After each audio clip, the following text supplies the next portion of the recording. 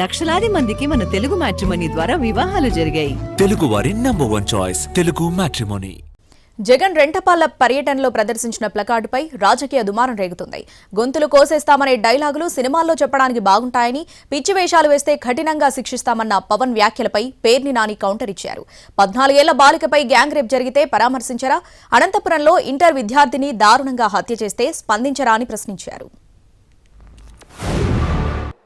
రోడ్ల మీదకొచ్చి బ్యానర్లు పట్టుకొని గొంతుకులు కూసేస్తాం. సినిమాలు చెప్పడానికి చాలా బాగుంటాయి. ఇవి నా సినిమాల నుంచి వచ్చిన వాడిని. సినిమాలు చెప్పడానికి చాలా బాగుంటాయి.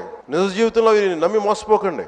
కాలు మక్కిలు ఇరకొట్టు కింద కూర్చోబెడతాం. జాగ్రత్త, పిచ్చి వేషాలు వేయకండి ఎవరు కూడా. ఇవి సరదాగా ఉండే విషయాలు కాదు. ఇవి శాంతి భద్రతలను ఏమాత్రం క్షీణిస్తే చిన్నపాటిది కూడా సహించం. మీకు బలంగా తెలియజేస్తాం ప్రజలందరికీ కూడా. అనంతపురంలో మరి ఘోరాలు జరుగుతున్నాయి కదా. 14 ఏళ్ల బాలిక మీద గ్యాంగ్ రేప్ చేస్తే వెళ్ళరా? పరామర్శించరా?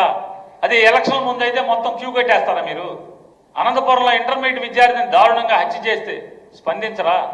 పవన్ కళ్యాణ్ గారు స్పందించరా అని అడుగుతున్నా. మీ ఎలమంచిల ఎమ్మెల్యే విలేకరిని కిడ్నాప్ చేస్తే స్పందించరా? ఆడేమన్నా బెత్తం పుచ్చు కొడతా అన్నారుగా ఎలక్షన్ల ముందు. ఏమైంది? బెత్తాలు లేవా?